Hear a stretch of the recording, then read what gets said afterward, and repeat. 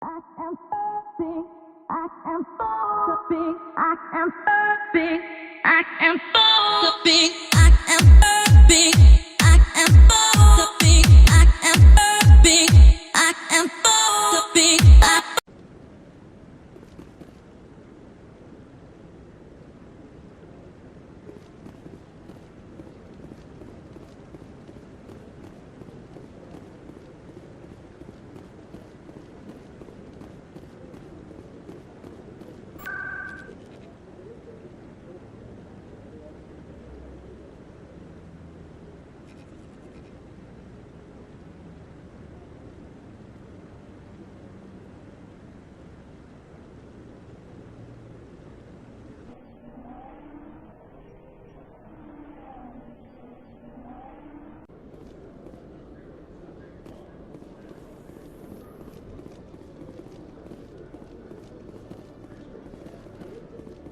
In other news, XIII Corp is still denying reports that one of their survey teams has gone missing in the Hades Gamma Cluster. When asked why communication with the survey team was suddenly cut off last week, company officials refused to comment.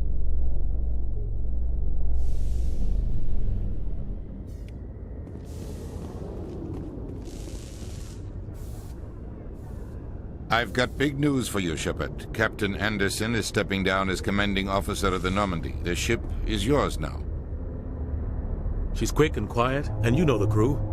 Perfect ship for a Spectre. Treat her well, Commander. I'll take good care of her, sir. I know you will, Commander. I want the truth. Why are you stepping down, sir? You needed your own ship. A Spectre can't answer to anyone but the Council. And it's time for me to step down. Come clean with me, Captain. You owe me that much. I was in your shoes 20 years ago, Shepard. They were considering me for the Spectres.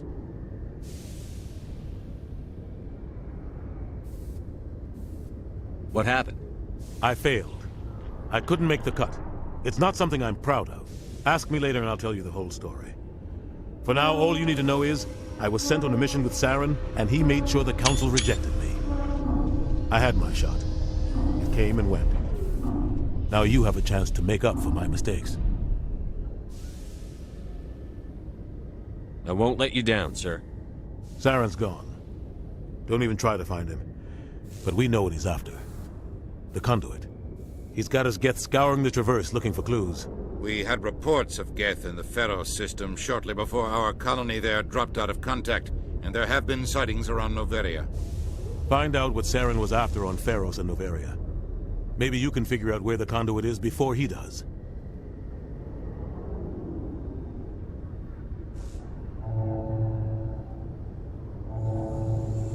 The Reapers are the real threat. I'm with the Council on this one, Shepard.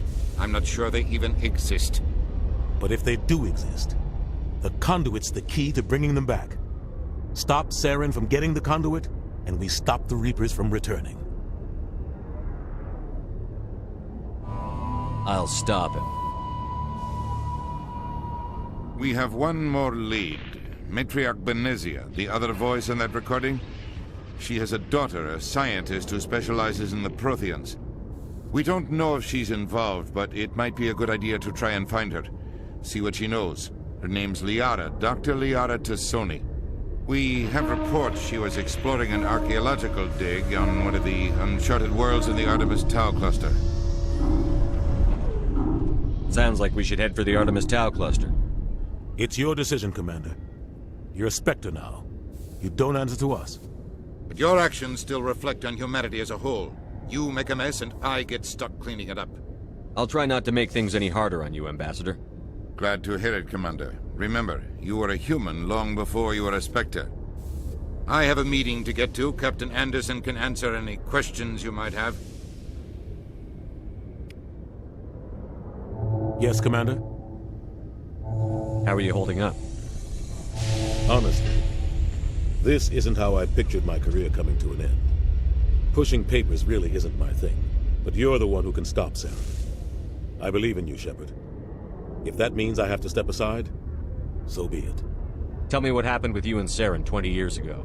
It's close to 20 years ago now. Ambassador Goyle was our representative here on the Citadel. Like Udina, she wanted to get a human into the Spectres. She chose me. The Council sent Saren to keep an eye on me and evaluate my performance, just like they sent Nihilus to keep tabs on you. I think I deserve the whole story. We had intel on a rogue scientist being funded by Batarian interests. He was trying to set up a facility to develop illegal AI technology out in the Verge. Alliance intel had done all the work, but the Council wanted a Spectre involved. We compromised. I was assigned to help Saren in his investigation. We tracked the scientist to a refining facility on Kamala. He was hidden away somewhere inside, protected by an army of Batarian mercenaries. The plan was simple. Sneak into the plant, capture the scientist, sneak back out. Quick, quiet, and a minimum of bloodshed. I'm guessing things didn't go as planned. Saren and I split up to cover more ground. Then about halfway through the mission, there was a massive explosion in the refinery core. Officially, it was ruled an accident, but I think Saren detonated it on purpose to draw off the enemy guards. How many casualties? The explosion tore the refinery to shreds. The whole place was on fire. Black chemical clouds poured out into the atmosphere. Nobody inside survived. There was a camp for the workers and their families nearby. Between the fires and the toxic fumes, the final death count was over 500. Mostly civilians. Saren didn't care. The target was eliminated, mission accomplished, and I ended up taking the blame. That ended all talk of me joining the Spectres. Saren caused the explosion. How'd he pin it on you? In his report, Saren accused me of blowing his cover. He said it was my fault the guards were ready for us. He claimed that's why it turned into a massacre. Saren's report was all the proof the Council needed to kill my chances of becoming a Spectre. Don't blame yourself, Captain. I don't. I blame Saren. I think he wanted things to go bad. He was looking for an excuse to blow that refinery. Maybe he just likes the violence. Maybe he was just trying to make me look bad to keep humans out of the Spectres. If so, he pulled it off. The only thing I care about is stopping Saren. You're right, Commander. It's no good living in the past. I want to know the truth about you and Saren. I want to know about the mission you were on together all those years ago. We had intel on a rogue scientist being funded by Batarian. Alliance intel had done all the work. We tracked the scientist to a refining facility on... The plan was simple. The only thing I care about is stopping You're right, Saren. It's no good living in the past. Any extra intel you can give me on our colony at Pharos?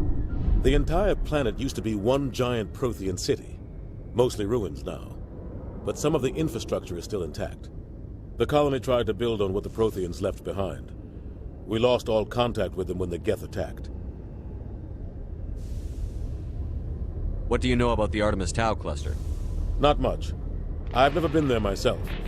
A handful of systems with a few small, uncharted worlds, but no real colonies. Might not be easy finding Dr. Tassoni out there. My advice is to look for the world with the Prothean ruins. What can you tell me about Novaria? Novaria's trouble. Always has been. The whole planet's basically a center for corporations to conduct illegal research. Watch your back there, Shepard. Spectres are about the only form of Citadel authority Novaria respects. But they aren't popular. I should go. I'll be here if you need anything.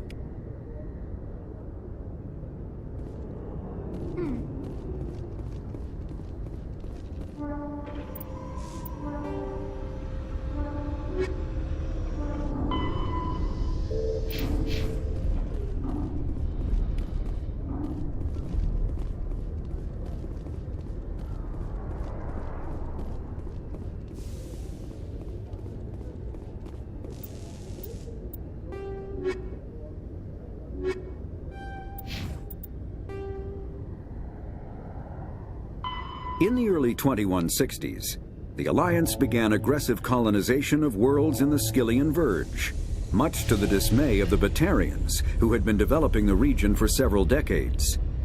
In 2171, the Batarians petitioned the Council to declare the Verge a zone of Batarian interest. The Council refused, however, declaring unsettled worlds in the region open to human colonization. In protest, the Batarians closed their Citadel embassy and severed official diplomatic relations with the Council, effectively becoming a rogue state. They instigated a proxy war in the Verge by funneling money and weapons to criminal organizations, urging them to strike at human colonies. Hostilities peaked with the Skillian Blitz of 2176, an attack on the human capital of Elysium by Batarian-funded pirates and slavers. In 2178, the Alliance retaliated with a crushing assault on the moon of Torfin, long used as a staging base by Batarian-backed criminals. In the aftermath, the Batarians retreated into their own systems and are now rarely seen in Citadel space. Pharos is a habitable world in the Attican Beta Cluster. 2/3 of the habitable surface is covered with the ruins of a crumbling Prothean megatropolis. In the millennia since the Prothean extinction, the ruins have been repeatedly picked over by looters many times. Pharos was considered a poor prospect for colonization, as little open ground remains for agriculture. The only sizable freshwater sources are the poles, which are tapped by the decaying Prothean aqueduct systems. The dead cities, while in good condition considering their antiquity, are of uncertain stability. Ground level is congested by a dozen meters of fallen debris, and the air is fouled by dust. In 2178, the human XIII Corporation announced its intention to place a permanent colony on Pharos to thoroughly explore the ruins. The pioneer settlement was placed on the upper levels of several intact skyscrapers, using the surviving Prothean aqueducts and rooftop hydroponic gardens to support the population. Noveria is a cool, rocky world with most of its hydrosphere locked up in massive glaciers. A privately chartered colony world, the planet is owned by the Noveria Development Corporation Holding Company. The NDC is funded by investment capital from 24 high-technology development firms and administrated by an executive board representing their interests. The investors built remote hot labs in isolated locations across Noveria's surface. These facilities are used for research too dangerous or controversial to be performed elsewhere, as Noveria is technically not part of Citadel space and therefore exempt from Council law. By special arrangement, Citadel's special tactics and reconnaissance agents have been granted extraterritorial privileges, but it remains to be seen how committed the executive board is to that principle. Given its unique situation, it is understandable that Noveria is often implicated in all manner of wild conspiracy theories.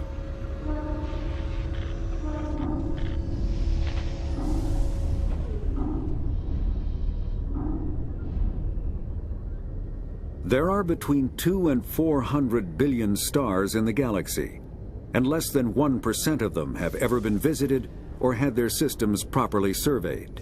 Humanity's early expansion into the Attican Traverse was haphazard, a desperate race to claim habitable planets where populations can be economically settled. Ignored in the wake of this land grab were thousands of less hospitable worlds, each potentially rich with industrial resources. The wealth of entire solar systems lies untapped, waiting for corporate survey teams or independent pioneers to discover and exploit them. However, this is not an easy task. In addition to the environmental hazards, the fact that uncharted worlds are largely ignored makes them popular bases for criminals, revolutionaries, cults, and others who wish to remain unnoticed by galactic society.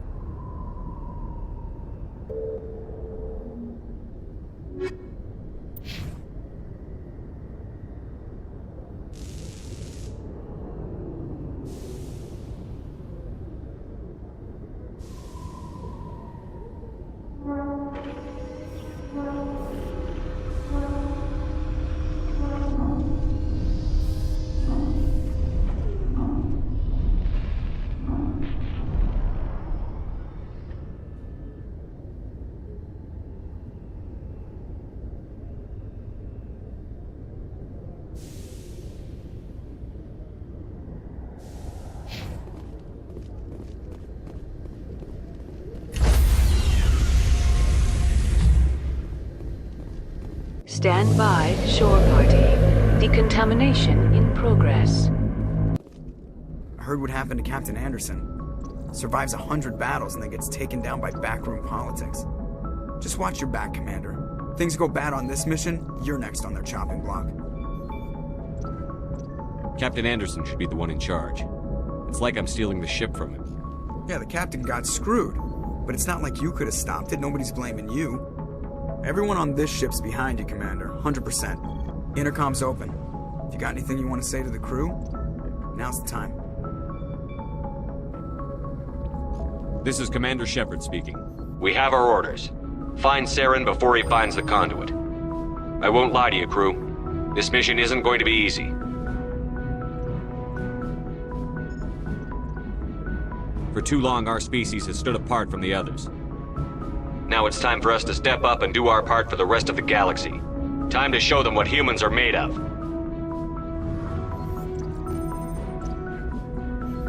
Our enemy knows we're coming. When we go into the Traverse, Saren's followers will be waiting for us. But we'll be ready for them, too.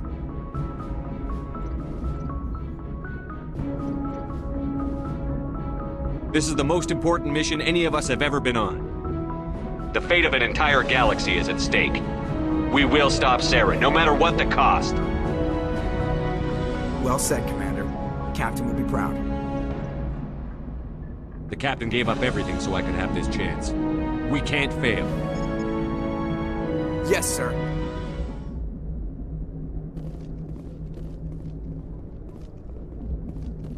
Commander, something you need? How's the Normandy performing? Is she everything they said she'd be? She's the best ship in the fleet, if you've got a pilot who knows how to handle her. Balance isn't what you'd expect. Takes a while to get used to that oversized drive core we got stuffed in the back, and her power can sneak up on you if you're not careful. The Normandy's probably too much ship for your average Alliance pilot, Commander. Lucky for you, I'm anything but average. I like to know my crew. Mind if I ask you a few questions? I can see where this is going. You did a background check on me, didn't you? Well, I'll tell you the same thing I told the captain. You want me as your pilot. I'm not good. I'm not even great. I am the best damn helmsman in the Alliance fleet. Top of my class in flight school, I earned that. All those commendations in my file, I earned every single one. Those weren't given to me as charity for my disease. I'm sorry, Joker. I didn't even know you were sick. You mean you didn't know? Oh, crap. Okay, I've got Vrolik syndrome, brittle bone disease. The bones in my legs never develop properly. They're basically hollow, too much force and they'll shatter. Even with crutches and my leg braces, it's hard to get around. One wrong step and crack! It's very dramatic. But I've learned to manage my condition, Commander. Put the Normandy in my hands and I'll make her dance for you. Just don't ask me to get up and dance unless, you like the sound of snapping shin bones. Why does everyone call you Joker? It's a lot shorter than saying Alliance Flight Lieutenant Jeff Moreau. Plus, I love to make little children laugh. I was just thinking how much you remind me of Santa Claus. Look, I didn't pick the name. One of the instructors in flight school used to bug me about never smiling. She started calling me Joker, and it stuck. Why didn't you ever smile? Hey, I worked my ass off in flight school, Commander. The world's not gonna hand you anything if you go around grinning like an idiot. By the end of the year, I was the best pilot in the academy. Even better than the instructors, and everybody knew it. They'd all got their asses kicked by the sickly kid with the creaky little legs. One guess who was smiling at graduation? I need to know more about this Vrolik syndrome if I'm putting my ship in your hands. Yeah, of course you do. It's an extremely rare condition. Nobody knows exactly what causes it. Genetic, maybe. It's treatable, but there's no cure. They classify my case as moderate to severe. I was born with over a dozen fractures, hip, thighs, ankles. My bones were already breaking in the womb. 100 years ago, I wouldn't have survived past my first year. Lucky for me, modern medical science has turned me into a productive member of society. You're not gonna break a bone trying to fly the ship, are you? I don't fly with my feet, Commander, so I'm fine as long as I'm in this chair. I gotta be real careful when I get up to take a piss, though. I can do my job as well as anyone on the ship. Better, actually. So don't worry about it. I have to go. All right, see ya.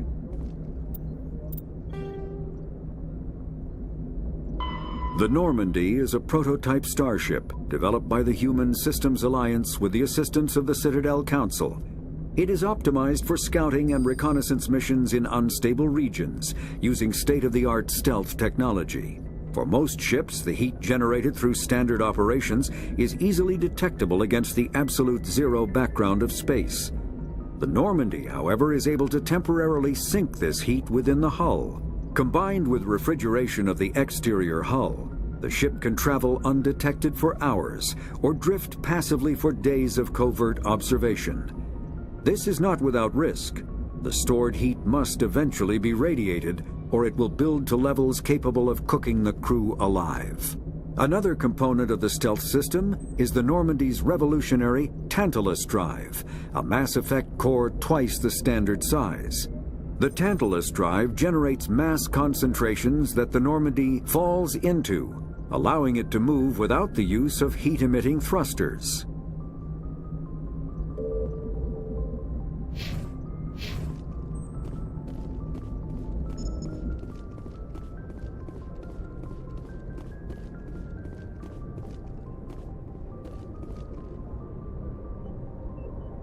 If anyone has to take over for Captain Anderson, I'm glad it's you. I'm not sure about having non-humans on our ship, though. I'm in charge here, Presley. I decide if we have non-humans on this vessel. Yes, sir. Understood, sir.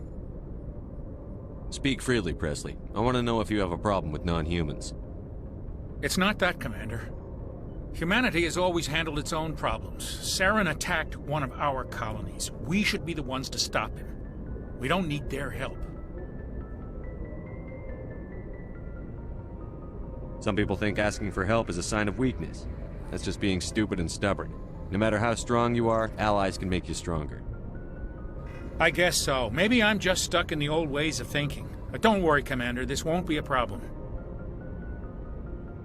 How did you end up assigned to the Normandy? I signed up with the Alliance as a navigator right out of school, following in my grandfather's footsteps, I guess. My first posting was on the Agincourt. We were at Elysium during the Skillian Blitz. A massive fleet of alien raiders hit the colony, trying to wipe it out. They had the numbers, but their ships were no match for an Alliance frigate. It was a slaughter. We couldn't even keep track of how many ships they lost. How'd you end up on the Normandy? I got my officer's commission after Elysium. Must have made an impression on the right people. Captain asked for me when he was picking his crew. Carry on, Presley. Yes, sir.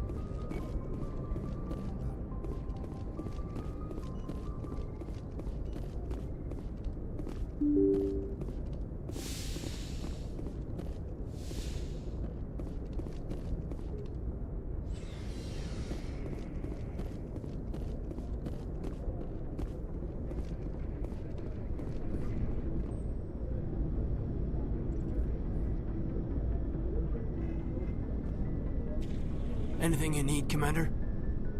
Just trying to get a sense of where the crew's at. Thoughts? I've wasted enough of your time for now, Commander. We'll have time for personal debriefings later. What's your opinion on the last mission? I don't see how we could have done things any better. At least not without getting to Eden Prime sooner. And we were on the scene faster than any other Alliance ship could have been. What's your opinion on the last mission? I don't see how... And we were on the scene faster than... We'll talk another time.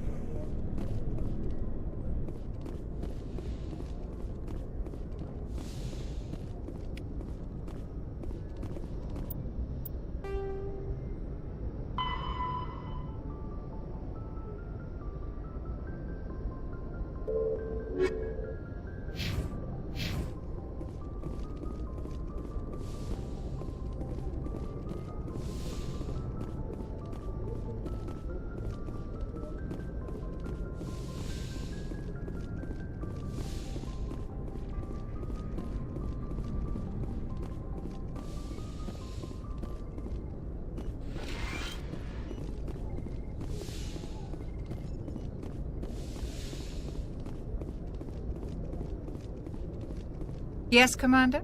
Is there something you need? How well do you know the Lieutenant? I'd never worked with him before. This tends to keep to himself. I should go. Goodbye, Commander.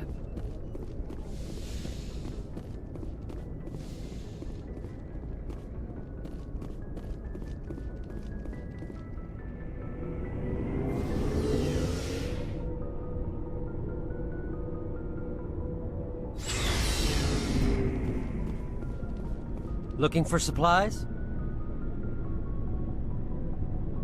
How often will you get new items? Well, that depends on how many licenses you've purchased.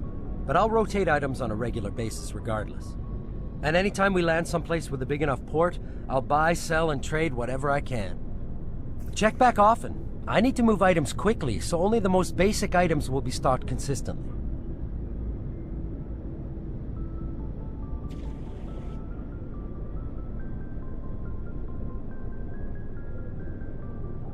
Let's see what you've got. You bet, Commander.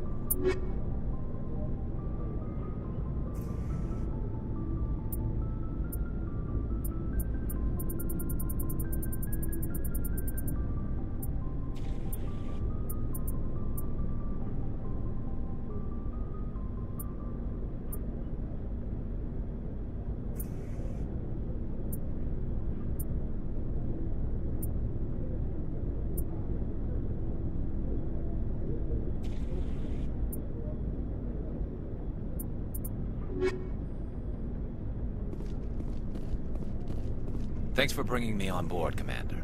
I knew working with the Spectre would be better than life at CSEC. Have you worked with a Spectre before? Well, no, but I know what they're like. Spectres make their own rules. You're free to handle things your way. At CSEC, you're buried by rules. The damn bureaucrats are always on your back.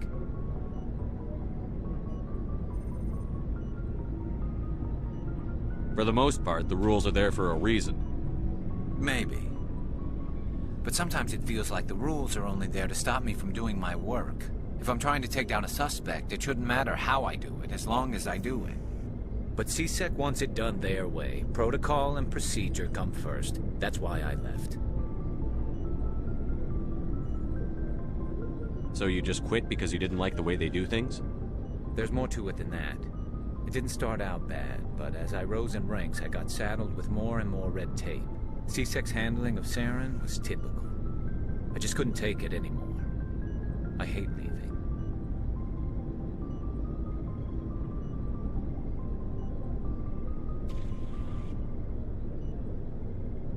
I hope you made the right choice. I'd hate for you to regret it later. Well, that's sort of why I teamed up with you. It's a chance for me to get off the Citadel, see how things are done outside CSEC. Either way, I plan to make the most of this. And without CSEC headquarters looking over my shoulder, well, maybe I can get the job done my way for a change. If getting the job done means endangering innocent people, then no. We get the job done right, not fast. Got it? I wasn't trying to. I understand, Commander.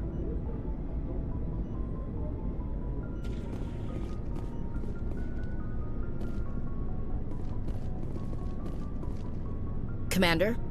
Do you have a few minutes to talk one-on-one? I'm sorry, Commander. I need to get my duties squared away. I wouldn't mind talking more later, though. What's your opinion on the last mission? Kinda wish you'd got there sooner, Commander.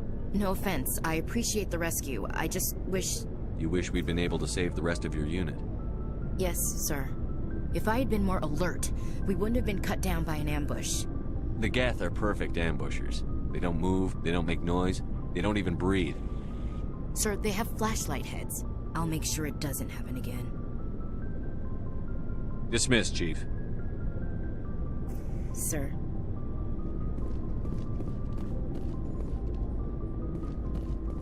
Nice ship you've got, Shepard. What can I do for you? What's your story, Rex? There's no story. Go ask the Quarian if you want stories. You Krogan lived for centuries. Don't tell me you haven't had a few interesting adventures.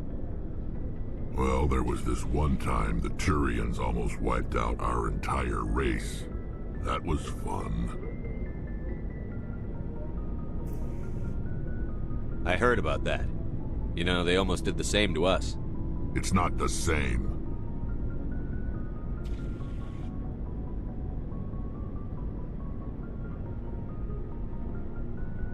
It seems pretty much the same to me.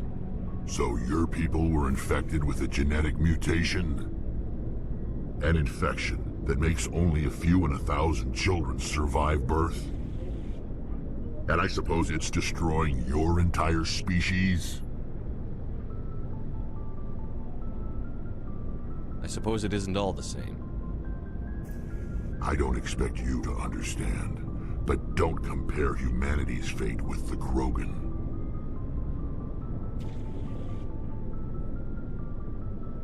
I was just making conversation. I wasn't trying to upset you. Your ignorance doesn't upset me, Shepard.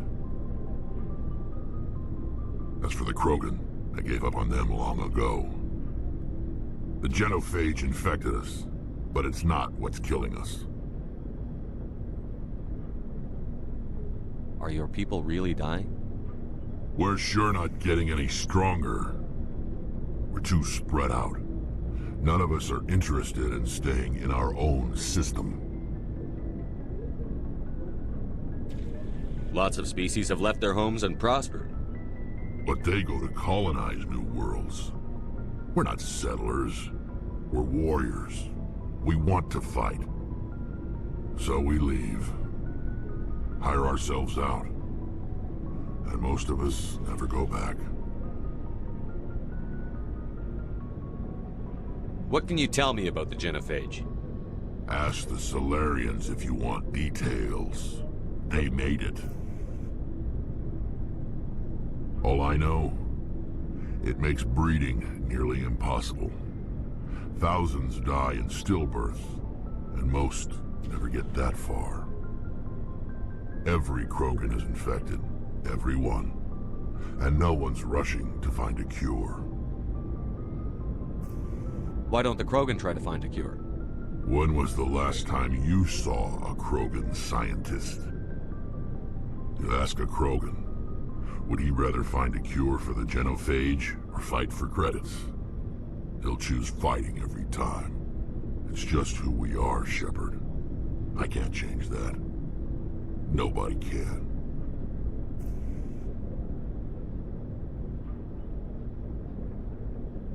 So long, Rex. Shepard.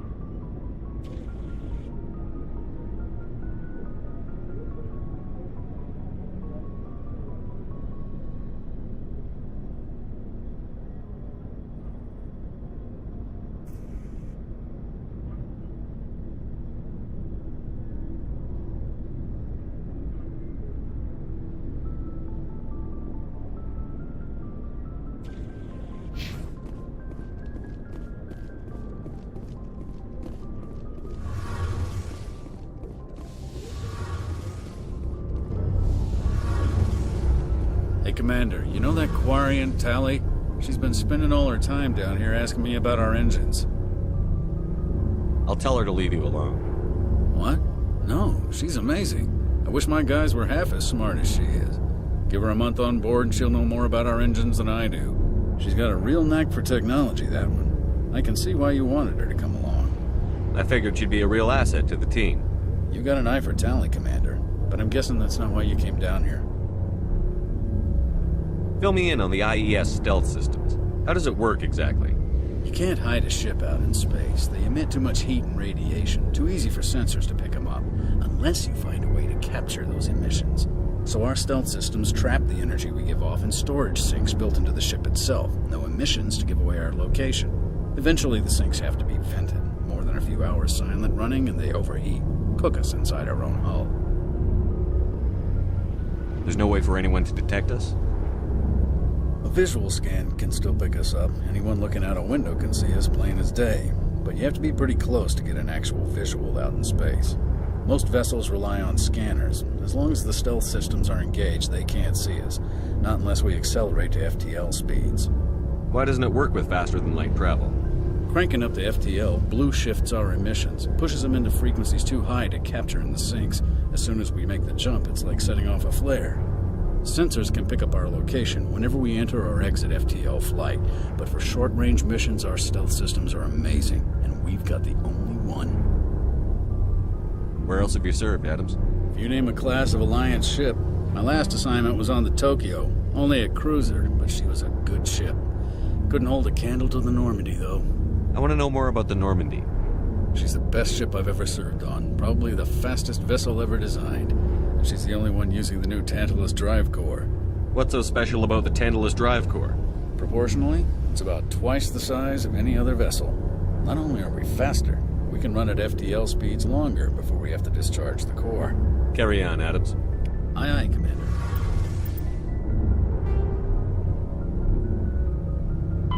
Faster-than-light drives use element zero cores to reduce the mass of the ship, allowing higher rates of acceleration. This effectively raises the speed of light within the mass effect field, allowing high-speed travel with negligible relativistic time dilation effects. Starships still require conventional thrusters, chemical rockets, commercial fusion torch, economy ion engine, or military anti-proton drive, in addition to the FTL drive core. With only a core, a ship has no motive power. The amount of ESO and power required for a drive increases exponentially to the mass being moved and the degree it is being lightened. Very massive ships, or very high speeds, are prohibitively expensive. If the field collapses while the ship is moving at faster than light speed, the effects are catastrophic. The ship is snapped back to sublight velocity, the enormous excess energy shed in the form of lethal Cherenkov radiation. Larger warships are generally classified in one of four weights. Frigates are small, fast ships used for scouting and screening of larger vessels. Frigates often operate in wolf-pack flotillas. Cruisers are middleweight combatants, faster than dreadnoughts and more heavily armed than frigates. Cruisers are the standard patrol unit and often lead frigate flotillas. Dreadnoughts are kilometer-long capital ships mounting heavy, long-range firepower. They are only deployed for the most vital missions. Carriers are dreadnought-sized vessels that also carry large numbers of fighters. Smaller vessels are almost exclusively used in a support role to the warships during combat. Fighters are one-man craft used to perform close-range attacks on enemy ships. Interceptors are one-man craft optimized for destroying opposing fighters. Your ship's amazing, Shepard. I've never seen a drive core like this before. I can't believe you were able to fit it into a ship this small. I'm starting to understand why you humans have been so successful. I had no idea Alliance vessels were so advanced.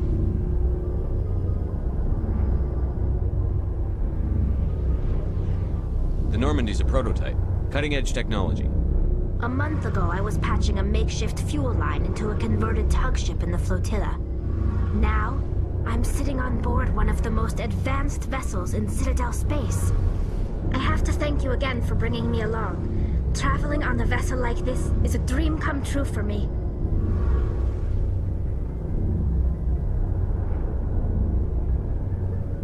I had no idea you found ship technology so interesting.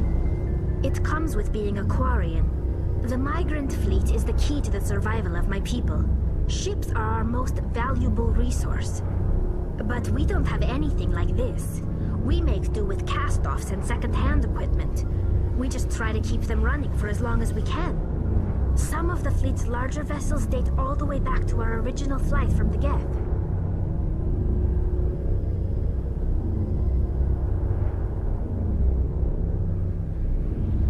I can't believe your fleet's still using ships that are 3 centuries old. They're constantly being repaired, modified, and refitted. They aren't pretty, but they work. Mostly. We've tried to make ourselves as independent as possible on the flotilla, grow our own food, mine and process our own fuel. But some things we just can't make on our own. A patch to maintain the hull integrity requires raw materials we just don't have. That's why our pilgrimages are so important. Tell me about your people. Our lives aren't easy. Resources are scarce, and we are constantly on the move. Everything we do must in some way contribute to the continuation of the migrant fleet. There are 17 million Quarians in the flotilla, and each of us relies on the others for survival. The bonds among my people are strong. Unfortunately, we have had to surrender many of the freedoms and civil liberties other species take for granted.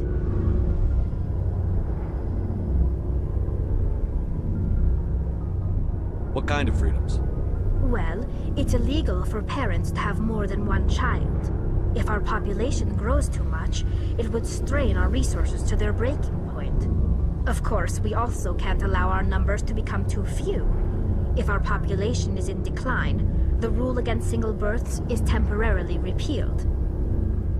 In extreme cases of population decline, incentives are even offered to encourage multiple births, though the Conclave hasn't had to take such measures in nearly a century.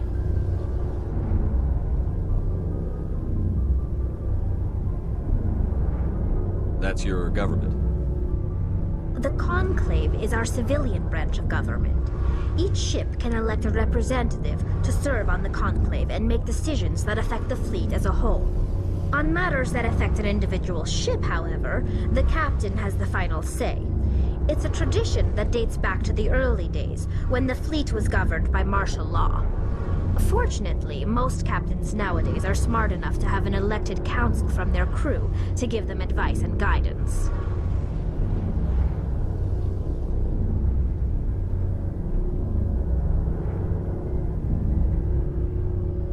So the ultimate power rests with elected officials. In practice, the Conclave and the respective council for each ship tend to set the rules that govern our daily lives. But in theory, we are still under military jurisdiction. The 5 top-ranking military officials in the fleet serve on the Admiralty Board. These 5 have the power to overrule any decision by the Conclave in case of emergency.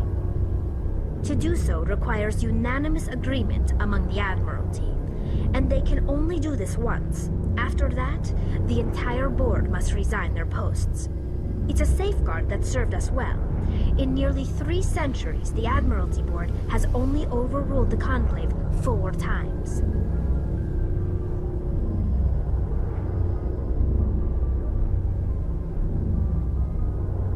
I want to know more about the pilgrimage. When my people reach maturity, we leave our birth ships and seek acceptance with a new crew. It's necessary to maintain genetic diversity among the fleet. But no ship wants to accept someone who will be a burden on them. So, to prove our worth, we embark on a pilgrimage. We set out alone, leaving the flotilla and our families behind us. We only return once we have found something of value we can bring back to the fleet.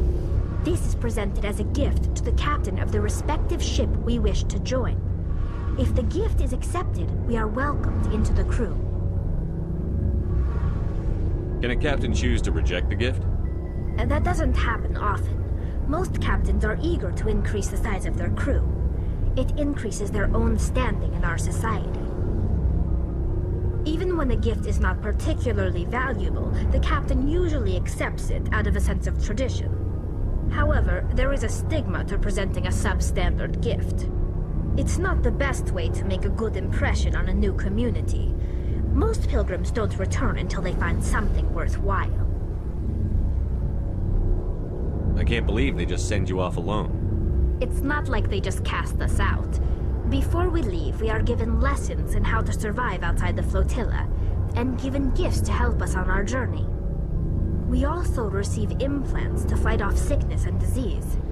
Generations of living in an isolated and highly controlled environment have left our immune systems weaker than most. By the time we leave the fleet, we are well equipped for the pilgrimage. This is a rite of passage for all Quarians. If it were dangerous, our numbers would suffer. Virtually every pilgrimage ends with a triumphant return and the ritual presentation of the gift to one of the fleet's captains. I want to talk about something else. Like what?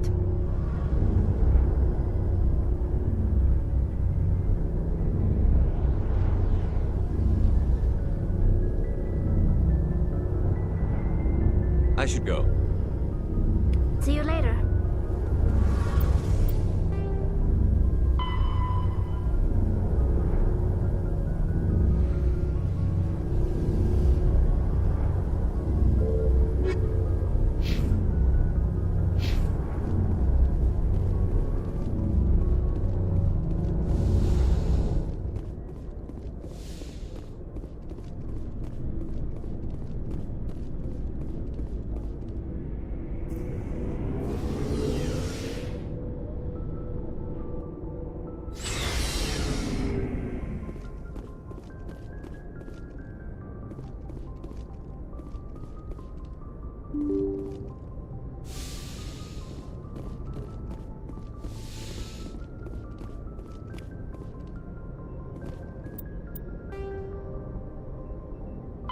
The Citadel space is an unofficial term referring to any region of space controlled by a species that acknowledges the authority of the Citadel Council.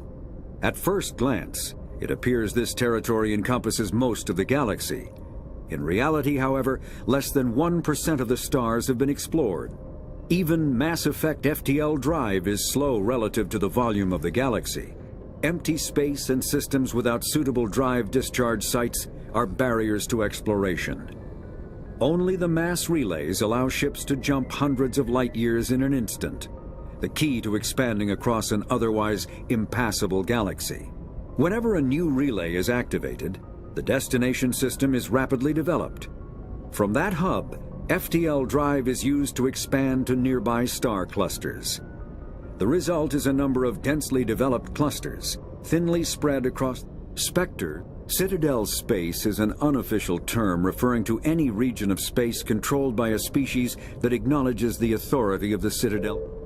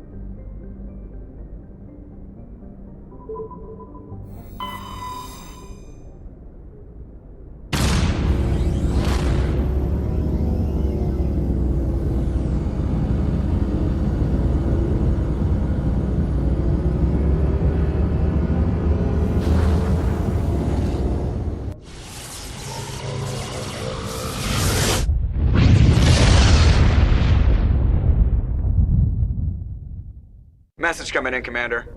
Big surprise, the Alliance needs you again.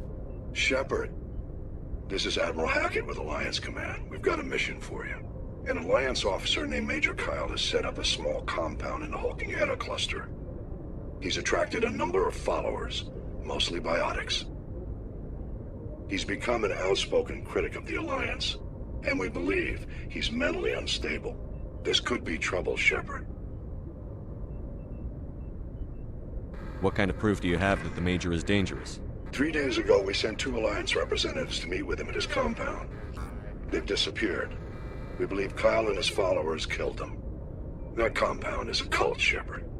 They call him Father Kyle now. He set himself up as some kind of religious leader.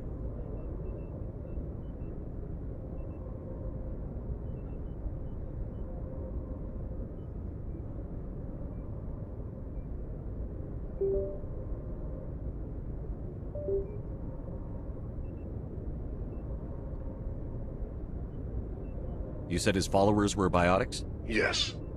Major Kyle never showed any biotic tendencies himself, though. I think he's just latched onto a group he identifies with. Many biotics feel marginalized or ostracized by society. Kyle probably sees them as victims who need his protection, and they see him as someone who will fight for them. Unfortunately, he's convinced them that the Alliance is somehow responsible for all their problems. We can't let him go on like this. What were those Alliance representatives going to talk to Major Kyle about? They wanted to bring him back to an Alliance facility for treatment. Major Kyle served us faithfully for many years. We weren't going to abandon him. Given his state of mind, however, he probably saw them as a threat. We're almost certain he had his followers kill them. What else can you tell me about Major Kyle? He used to be a model soldier, but something happened to him at Torfin. Too many Alliance soldiers died under his command. Couldn't cope with the guilt. His psych evaluations showed he couldn't handle the stress of command anymore.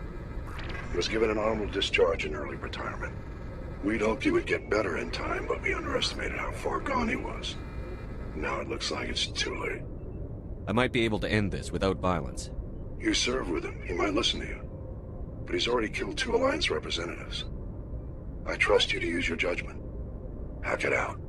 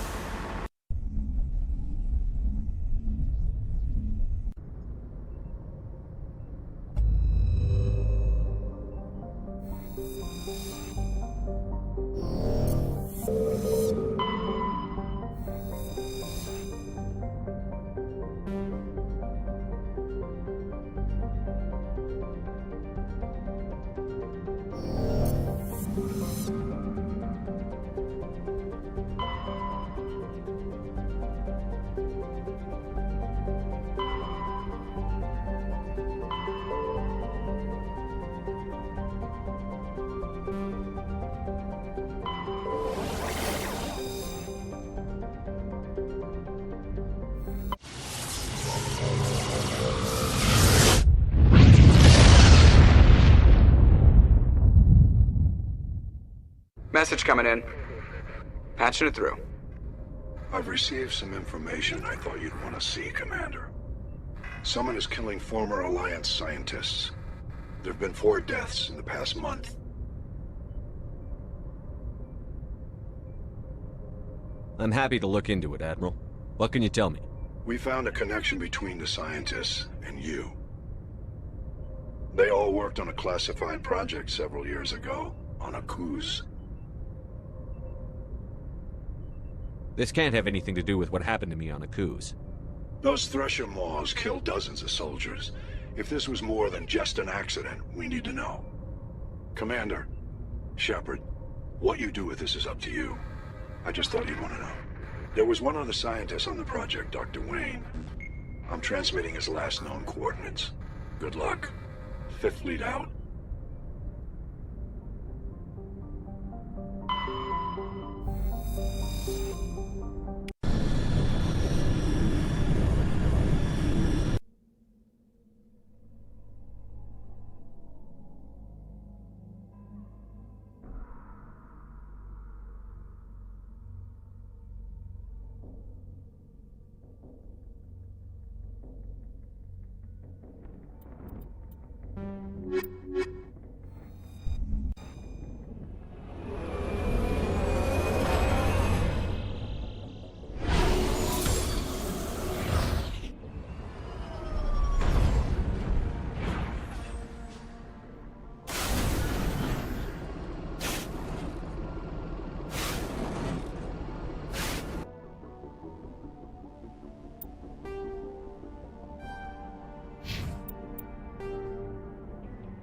After the Thresher Maws are subterranean carnivores that spend their entire lives eating or searching for something to eat.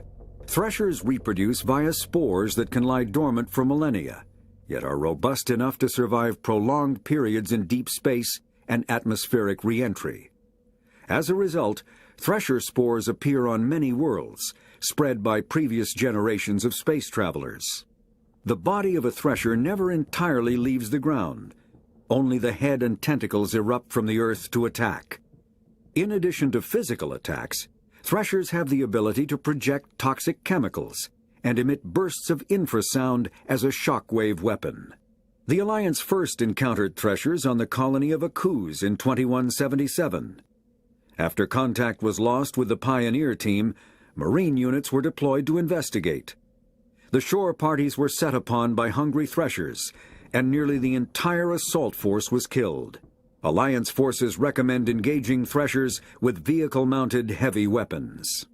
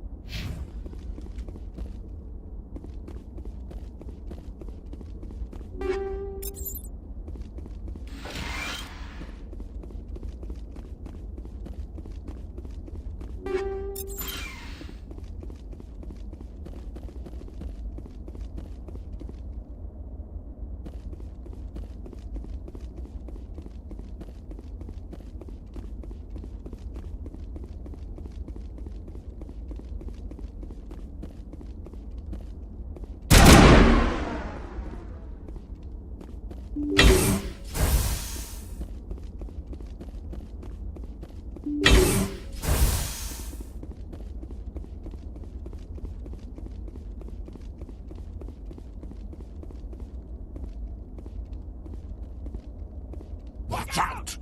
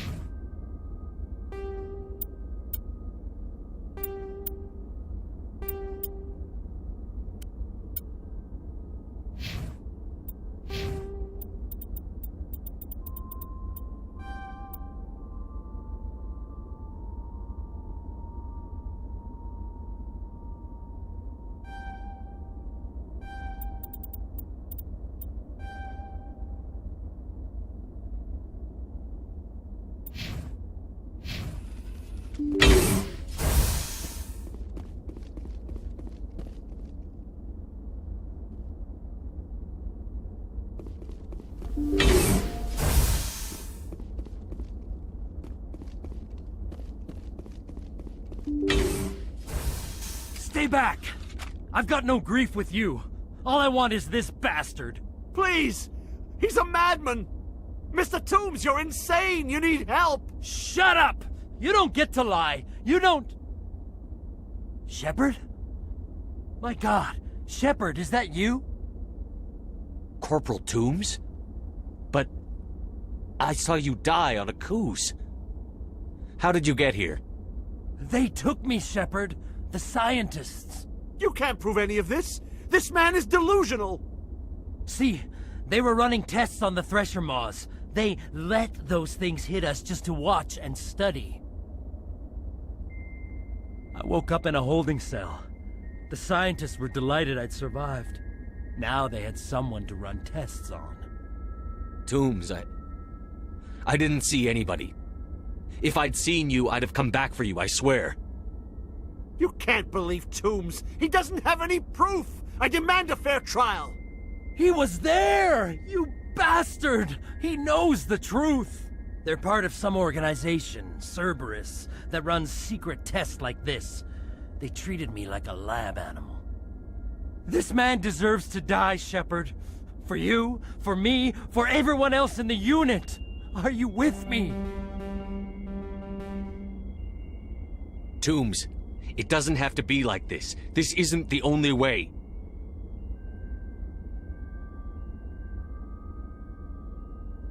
It is for me. I avenge them, Shepard. Our unit can finally rest in peace. I can finally let go. The vids say that you were the sole survivor of what happened at Akuz. Who am I to argue?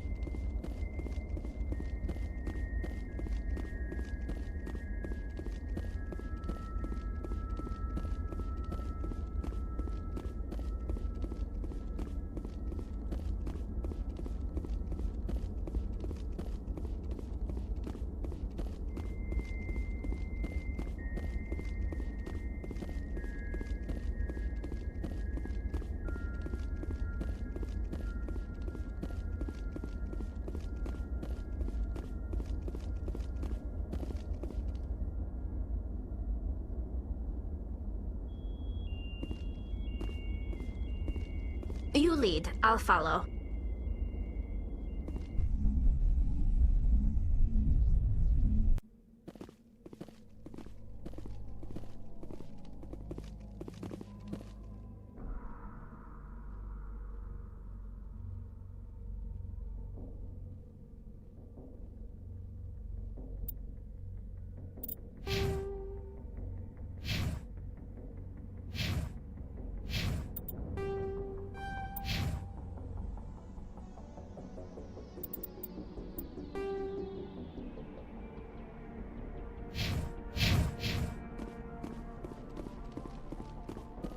Take cover!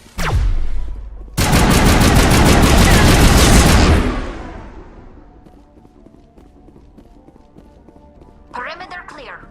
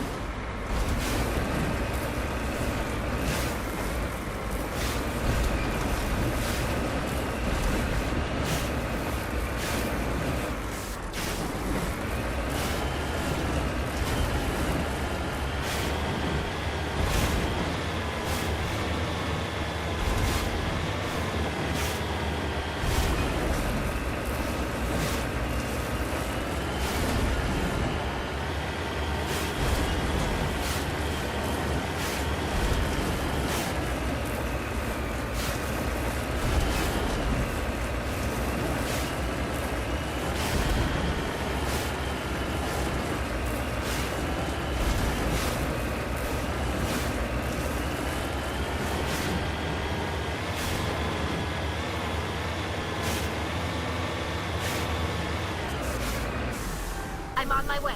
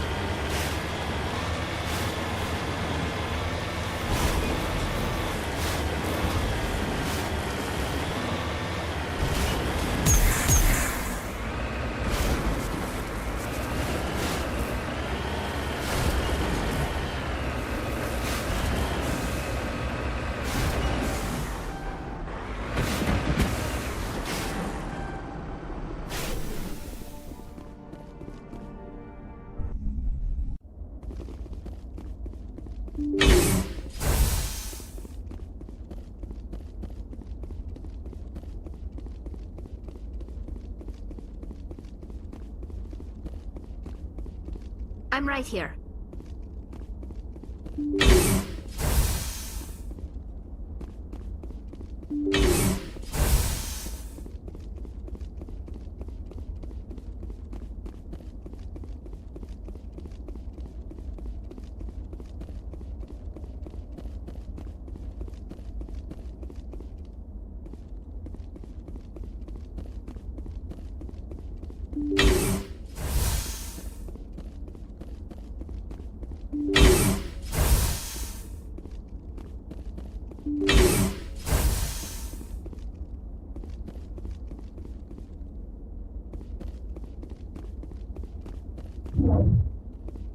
Get down!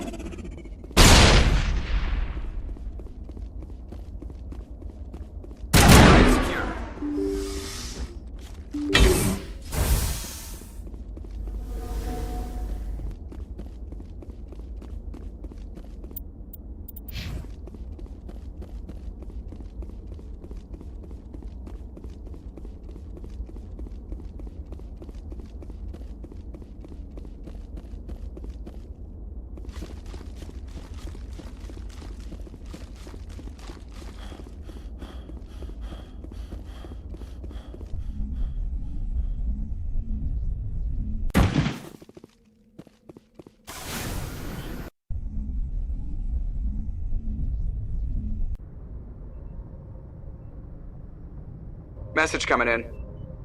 Patching it through. I reviewed your report on the situation, Commander. It's unfortunate both the Doctor and Toombs died, but I know you did your best under the circumstances.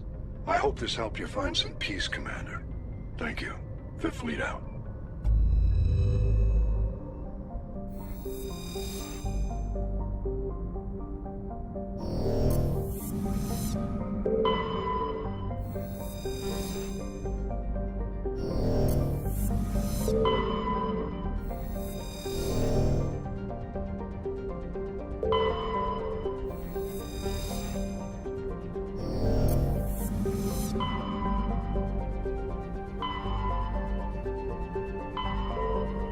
Message coming in from the brass at Arcturus.